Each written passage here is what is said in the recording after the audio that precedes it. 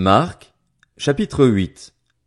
Ces jours-là, une foule très nombreuse s'était de nouveau réunie et n'avait pas de quoi manger. Jésus appela ses disciples et leur dit, « Je suis rempli de compassion pour cette foule, car voilà 3 jours qu'ils sont près de moi, et ils n'ont rien à manger. Si je les renvoie chez eux à jeun, les forces leur manqueront en chemin, car quelques-uns d'entre eux sont venus de loin. » Ses disciples lui répondirent, « Comment pourrait-on leur donner assez de pain à manger, ici, dans un endroit désert? » Jésus leur demanda, « Combien avez-vous de pain? » 7, répondirent-ils. Alors il fit asseoir la foule par terre, prit les 7 pains et, après avoir remercié Dieu, il les rompit et les donna à ses disciples pour les distribuer. Et ils les distribuèrent à la foule. Ils avaient encore quelques petits poissons. Jésus les bénit et les fit aussi distribuer. Ils mangèrent et furent rassasiés, et l'on emporta 7 corbeilles pleines des morceaux qui restaient. Ceux qui mangèrent étaient environ 4000. Ensuite Jésus les renvoya. Aussitôt il monta dans la barque avec ses disciples et se rendit dans la région de Dalmanuta. Les pharisiens arrivèrent, se mirent à discuter avec Jésus et, pour le mettre à l'épreuve, lui demandèrent un signe venant du ciel. Jésus soupira profondément dans son esprit et dit, « Pourquoi cette génération demande-t-elle un signe?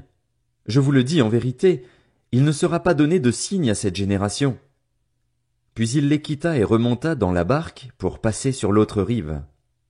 Les disciples avaient oublié de prendre des pains. Il n'en avait qu'un seul avec eux dans la barque. Jésus leur fit cette recommandation, « Attention, méfiez-vous du levain des pharisiens et du levain d'Hérode. » Les disciples raisonnaient entre eux et disaient, « C'est parce que nous n'avons pas de pain. » Jésus, le sachant, leur dit, « Pourquoi raisonnez-vous sur le fait que vous n'avez pas de pain? Ne comprenez-vous pas et ne saisissez-vous pas encore? Avez-vous encore le cœur endurci? Vous avez des yeux et vous ne voyez pas? Vous avez des oreilles et vous n'entendez pas? Ne vous rappelez-vous pas? Quand j'ai rompu les 5 pains pour les 5000 hommes, combien de paniers pleins de morceaux avez-vous emporté? 12, lui répondirent-ils. Et quand j'ai rompu les 7 pains pour les 4000 hommes, combien de corbeilles pleines de morceaux avez-vous emporté? 7, répondirent-ils. Et il leur dit, comment se fait-il que vous ne compreniez pas encore? Ils se rendirent à Bethsaïda. On amena un aveugle vers Jésus et on le supplia de le toucher. Il prit l'aveugle par la main et le conduisit à l'extérieur du village. Puis il lui mit de la salive sur les yeux, posa les mains sur lui et lui demanda s'il voyait quelque chose. Il regarda et dit, « J'aperçois les gens, je les vois comme des arbres, et ils marchent. » Jésus lui mit de nouveau les mains sur les yeux et, quand l'aveugle regarda fixement, il fut guéri et vit tout distinctement. Alors Jésus le renvoya chez lui en disant, « N'entre pas dans le village et n'en parle à personne. » Jésus s'en alla avec ses disciples dans les villages voisins de Césarée de Philippe. Il leur posa en chemin cette question. « Qui suis-je, d'après les hommes? » Ils répondirent, « Jean-Baptiste. » D'après certains, Élie. D'après d'autres, l'un des prophètes. « Et d'après vous, qui suis-je? » leur demanda-t-il. Pierre lui répondit, « Tu es le Messie. » Jésus leur recommanda sévèrement de n'en parler à personne.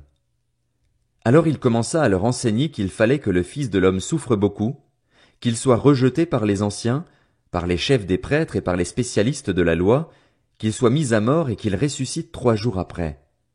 Il leur disait cela ouvertement. Alors Pierre le prit à part et se mit à le reprendre.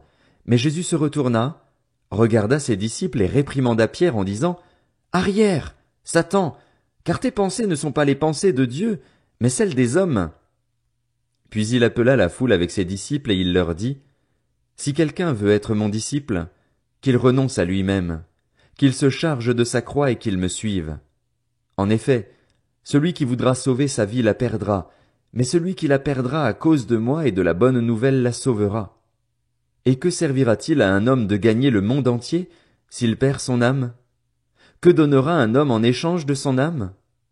En effet, celui qui aura honte de moi et de mes paroles au milieu de cette génération adultère et pécheresse, le Fils de l'homme aura aussi honte de lui quand il viendra dans la gloire de son Père avec les saints anges.